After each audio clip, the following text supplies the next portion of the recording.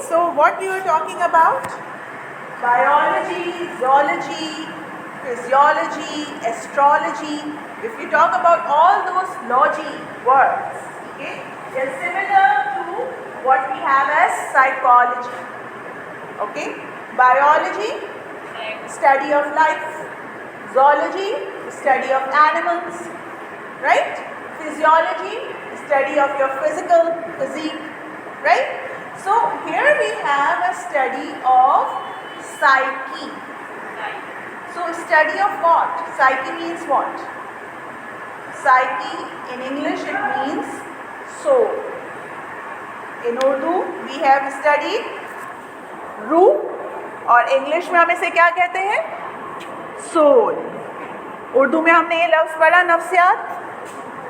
नफ्सियात में हमने कहा कि ये अरबी लफ्ज़ से निकला है और अरबी लफ्ज़ का क्या वर्ड है? नफ्स. ठीक है, जिसके मीनिंग आपने कहा वजूद के हैं या रूह के हैं. इसी तरह अरबी लोग जो आए थे, जो मुस्लिम फ़िलासफ़र्स आए थे, वो ग्रीक फ़िलासफ़र्स के बाद आए थे. पहले आए थे ग्रीक फ़िलासफ़र्स. ग्रीक फ़िलासफ़र्स ने हमारे रूह की स्टडी को शुरू किया. Study of soul, psychology. They started this type of study but it was not very scientific base में नहीं थी, लेकिन उन्होंने शुरू की. कितने BC इसमें?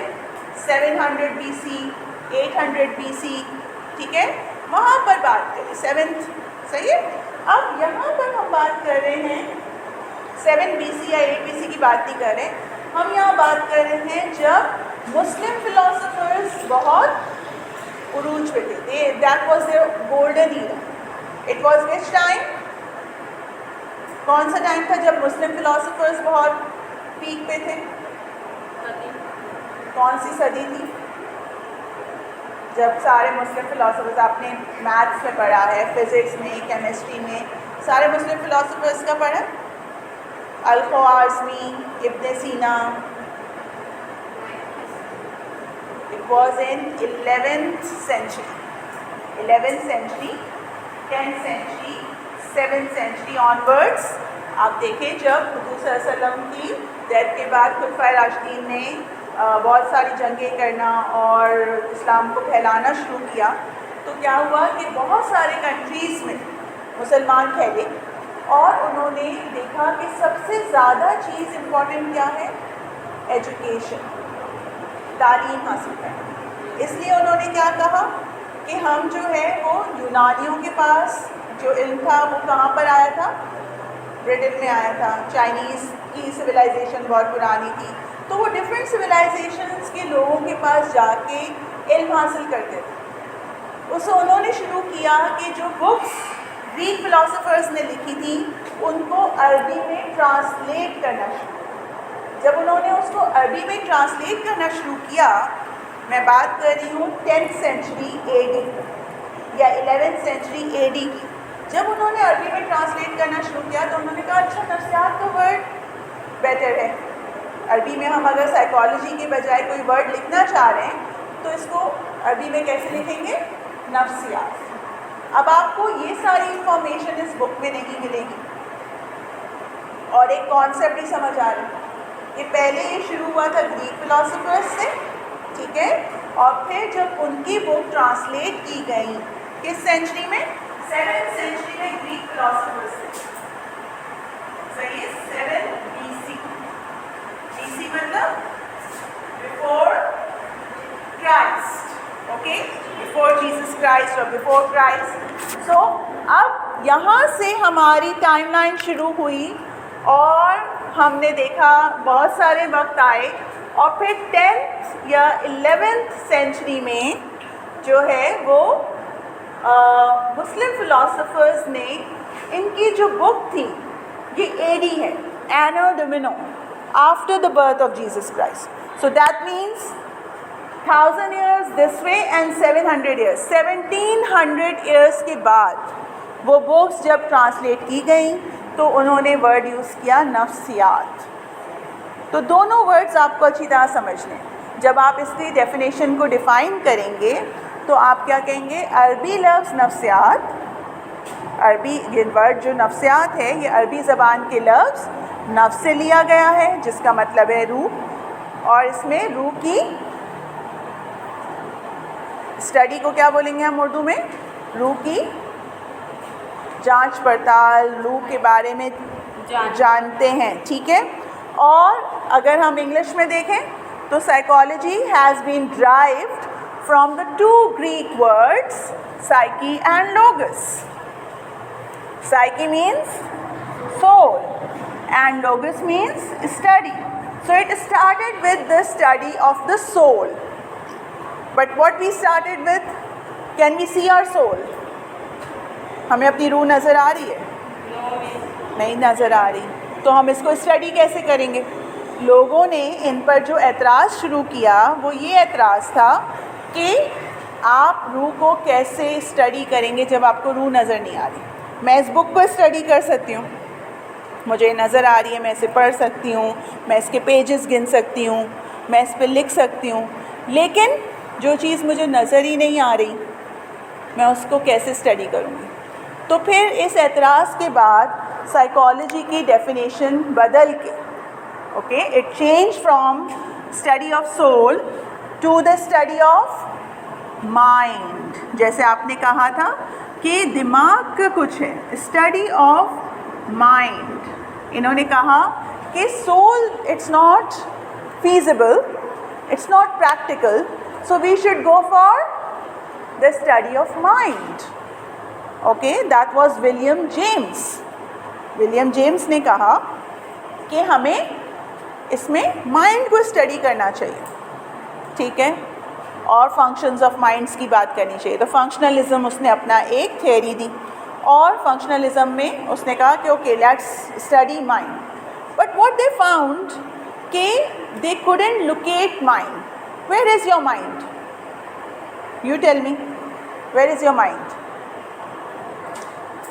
ये हाथ यहाँ रखने का मतलब क्या है? दिमाग में माइंड है, तो फिर ये क्या है? सोच है माइंड, हमारी सोच हमारा माइंड है। माइंड साइंसेस के लोग क्या कहते हैं?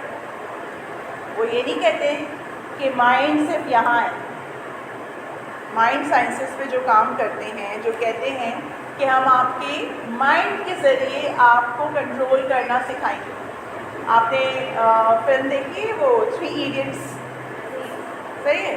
उसमें जो प्रिंसिपल था जिसको वो लोग वायरस कहते थे, ठीक है, वो कितने मिनट का नैप लेता था? 7 मिनट का। पूरे दिन में उसका जब इंट्रोडक्शन कराया गया तो ये कहा गया ना कि ये 7 मिनट का नैप लेता है आफ्टरनून में। और 7 मिनट आप जब सोते हैं दोपहर में, नैप लेना मतलब दोपहर की नींद या शाम की नींद, थोड़ी सी नींद, वो वाली रात वाली नींद नहीं है, स्लीप नहीं है, नैप है, छोटा टाइम है सोने का। तो आप कितनी देर तक सोते हैं? कब आप फ्रेश फील करते हैं? मतलब अगर आप सोए दोपहर में या शाम में, जिस भी टाइम में आपने नैप लेने का सोचा, कि आप 7 मिनट के बाद उठ के फ्रेश फील करते हैं? हो नहीं सकता। ऐसा कौन लोग कर सकते हैं जो अपने माइंड को इसलिए प्रोग्राम कर दें? सही है, हम 7 मिनट में फ्रेश हो सकते हैं। हो सकता है कि मेरी बहुत हेक्टिक रूटीन है और मुझे दोपहर में भी पढ़ाना है, तो मैं एक 7 मिनट का नैप लेके फ्रेश हो सकती हूँ, इट्स पॉसिबल। सही है। तो माइंड साइंसेस के लोग क्या कहते हैं? माइंड को ऐसे ट्रेन कर लो कि आपका माइंड 7 मिनट्स में आपकी पूरी बॉडी को रिलैक्स कर। तो माइंड कहाँ है? सिर्फ यहाँ नहीं है। माइंड साइंसेस वालों ने इनको चैलेंज किया कि mind is not only observable because it's not present over here in your brain. That's brain, that's the functioning of the brain, but it's not the, it can not be studied. ठीक है, mind sciences वाले कहते हैं आपके हर cell के अंदर एक nucleus है। yes. उस न्यूक्लियस में आपका माइंड है, क्योंकि वो सेल को कंट्रोल कर रहा है। आपके बाल बढ़ रहे हैं, ठीक है, बालों के भी सेल हैं, ठीक है, हर जगह के नेफ्रॉन, आपके न्यूरॉन्स, आपके एपिडर्मिस, जितनी भी चीज़ें हैं आपकी बॉडी में, जितने भी ऑर्गन्स हैं, हर किसी का एक सेल है और हर किसी का एक फंक्शन है, और वो उसका न्यूक्लियस कंट्रोल कर रहा है, वो माइंड को, उसके पास भी माइंड है, ठीक है। तो फिर इनकी ये जो डेफिनेशन थी माइंड वाली, ये हो गई ऑब्सोलीट। ऑब्सोलीट का मतलब इसको भी चैलेंज कर दिया गया और वो अपने चैलेंज को प्रूव नहीं कर सके, तो फिर ये वाली डेफिनेशन हो गई ऑब्सोलीट। फिर एक साहब आए जिनका नाम था सिगमंड फ्रॉइड। फ्रॉइड का नाम सुना, जो ख्वाबों की बातें करते हैं, हिप्नोसिस। हिप्नोसिस का तो सबने देखा होगा फिल्मों में। आप सो रहे हैं, अब आप नींद में चले गए हैं काउच पे लिटाकर, ठीक है। तो फ्रॉइड ने कहा कि ये जो साइकोलॉजी है ये आपके अनकॉन्शियस की स्टडी है, ठीक है, ये हमारे प्रेजेंट माइंड की स्टडी नहीं है। सिगमंड फ्रॉइड ने कहा कि उन्होंने साइकोएनालिसिस के थ्रू कहा कि ये तो प्रेजेंट माइंड की स्टडी नहीं है। अगर आप जानते हुए लोगों को पूछेंगे, कॉन्शियस माइंड से पूछेंगे, तो लोग तो कुछ और बताएंगे। आप सब कैसे हैं, ठीक है, यही आंसर आएगा, यही आएगा ना, अंदर से ठीक है या नहीं है वो कोई बताएगा नहीं, ठीक है। हम जैसे भी हों, हम अपना वाइट वॉश चेहरा दिखाते हैं, बहुत अच्छे हैं, मेकअप करते हैं, अपने आप को जो है वो एक प्रेजेंटेबल वे में दिखाते हैं। तो फ्रॉइड ने कहा कि आप लोगों को ऐसे स्टडी कर ही नहीं सकते। उसने कहा माइंड के 3 लेवल है, ठीक है। अब मैं आपको बता रही हूँ एक क्या कहते हैं आइसबर्ग ड्रॉ करके कि लेवल्स कैसे होते हैं। आइसबर्ग के बारे में सबने देखा है, टाइटैनिक तो देखी होगी। टाइटैनिक में क्या था, किससे टकराई थी टाइटैनिक? टाइटैनिक कैसे टूटी थी, ये शिप किससे टकराई थी? एक आइसबर्ग से ही टकराई थी। आइसबर्ग क्या होता है, इतना बड़ा पहाड़ होता है आइस का जो समंदर में छुपा हुआ होता है। हमें नज़र आता है कि ये तो छोटा सा है, लेकिन नीचे बहुत बड़ा होता है, ठीक है। तो उसने कहा कि हमारा माइंड भी इस तरह का एक आइसबर्ग है और इसके डिफरेंट लेवल्स हैं। आपका नाम क्या है, फ़ौरन से आप आंसर दे देंगे। आप कहाँ बैठे हैं, आप क्या पढ़ रहे हैं, आपकी टीचर कौन है, फ़ौरन आंसर दे देंगे। ये सारी इन्फॉर्मेशन आपके किस माइंड में है, कॉन्शियस माइंड में। कुछ चीज़ें आपकी सब कॉन्शियस में, कॉन्शियस माइंड में होती हैं, जिनको थोड़ा सा आपको ध्यान देना पड़ता है और फिर आपको वो जहन में रिकॉल होती हैं। ये आपके सबकॉन्शियस, तहत-ओ-शऊर, सही है, ये आपका शऊरी माइंड है, उर्दू में भी बता दूं, ठीक है। ये आपका शऊरी माइंड है, शऊर है आपको इन चीज़ों का, और ये आपका तहत-ओ-शऊर है, मतलब कि आपकी चीज़ें इन माइंड में हैं लेकिन थोड़ा सा आपको टाइम लगेगा उनको रिकॉल करने में। आपकी बचपन की दोस्त के बारे में बताएं, आपकी कोई प्राइमरी की टीचर जो आपको बहुत अच्छी लगती हो। अगर मैं ऐसे क्वेश्चंस पूछूं तो आप मुझे जो आंसर देंगे वो आपके तहत-ओ-शऊर से आएंगे। और कुछ चीज़ें ऐसी हैं जो आपके किस माइंड में हैं, अनकॉन्शियस माइंड में, मतलब कि आप चाह के भी उसे नॉर्मली रिकॉल नहीं कर सकते। वो आपकी चीज़ें इतनी डीप डाउन चली गई हैं, माइंड के उस हिस्से में चली गई हैं, आपने उसको इतना सप्रेस कर दिया है कि वो कॉन्शियसली आपको याद नहीं आती। ये वो चीज़ें होती हैं जो हमारी ख्वाहिशें जो हमारी पूरी नहीं हुई। जैसे बचपन में कुछ लोग कहते हैं हमें बड़ी ख्वाहिश थी कि हमें साइकिल मिलती, लेकिन मेरे अम्मी अब्बू ने कभी मुझे साइकिल ही नहीं दिलाई, ठीक है। मेरी बड़ी ख्वाहिश थी कि मैं पूरा वर्ल्ड घूमती, लेकिन ऐसा कुछ हुआ ही नहीं। तो आपकी जो ख्वाहिशें पूरी नहीं होती और आपके लिए वो एंजाइटी प्रोवोक कर रही होती हैं, आपको वो परेशान कर रही होती हैं कि ये क्यों नहीं हुआ, मुझे ये क्यों नहीं मिला, मुझे तो इस चीज़ की ख्वाहिश थी, मुझे ये नहीं मिला। तो आपका जो जहन है वो उन्हें सुला देता है, धमकी दे दे के सो जाओ बेटा, नीचे जाओ, ठीक है।